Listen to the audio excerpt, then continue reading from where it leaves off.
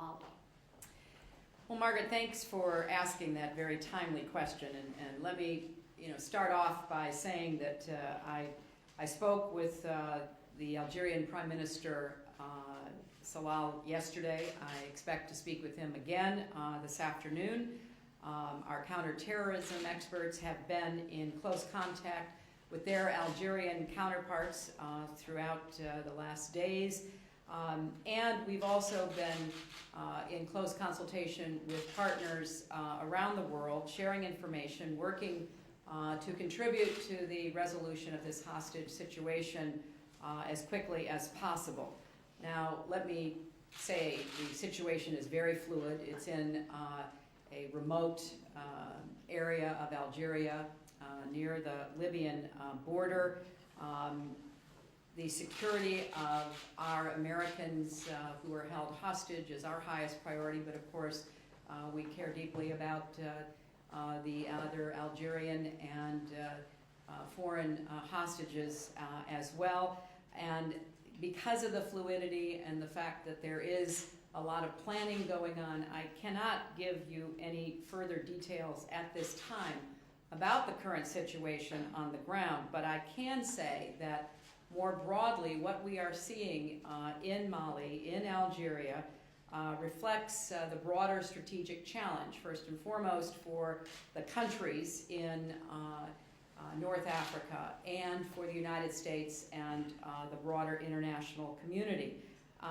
Instability in Mali has created the opportunity for a staging base and safe haven for terrorists. And we've had success, as you know, in degrading al-Qaeda and its affiliates' leadership and actions in Afghanistan and Pakistan. We've seen the great cooperation led by African troops through the UN mission that we were just discussing in Somalia. But let's make no mistake, there is a continuing effort by the terrorists, whether they call themselves one name or al-Qaeda, to try to destroy the stability, the peace and security of the people of this region. These are not new concerns. In fact, this has been a top priority for our entire national security team for years. We've worked with the government of Yemen, for example, and their efforts against al-Qaeda in the Arabic Peninsula. We've worked in something called the Trans-Sahara Counterterrorism Partnership, which works with 10 countries across the region. So we have been working on these problems, trying to help build capacity, trying to create regional networks to deal with problems in one country that can spill over the border of another, and working to provide American support for the disruption of these terrorist networks. At the UN General Assembly in September, we made the situation in Mali an international priority with a central focus on working to have an international response. I certainly am among a number of officials in our government who've met and worked on this issue over the last weeks. In fact, in October, I flew to Algeria for high-level talks with the president and others in responsible positions in this security area, trying to determine what more we could do to strengthen our security ties. In November, I sent Deputy Secretary Burns and a team to Algeria to really get into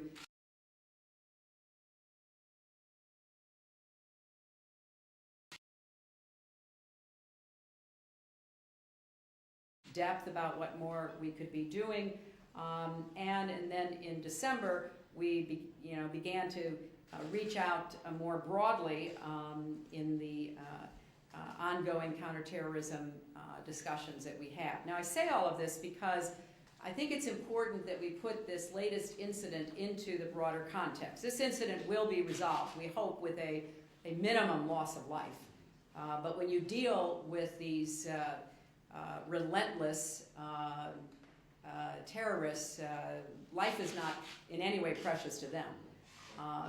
But when this incident is finally over, we know we face a continuing, ongoing problem. And we're going to do everything we can to work together to confront and disrupt al-Qaeda in the Islamic Maghreb. We're going to be working with our friends and partners in North Africa.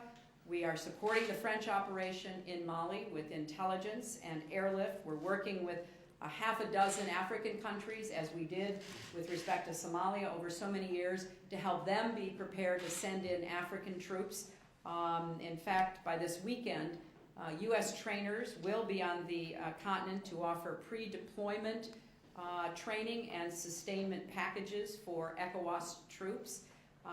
And we are prepared to fund airlift for those troops into Mali. This is difficult but essential work. These are some of the most remote places on the planet, very hard to get to, difficult to have much intelligence from.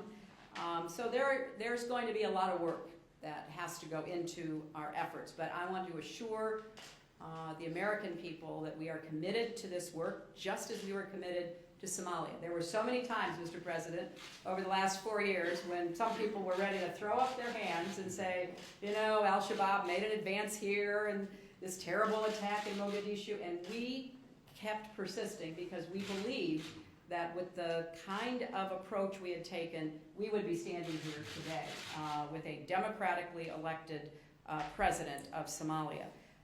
So let me just say that this is about our security, but it is also about our interests and our values and the ongoing work of how to counter violent extremism, to provide like-minded people who want to raise their families, have a better future, educate their children away from extremism, and to empower them to stand up against the extremists. And I think it's something that we will be working on for some time, but I am confident that we will be successful over that time to give the people of these countries, as we have worked to give the people of Somalia a chance to chart their own future, which is very much reflective of the values and interests of the United States.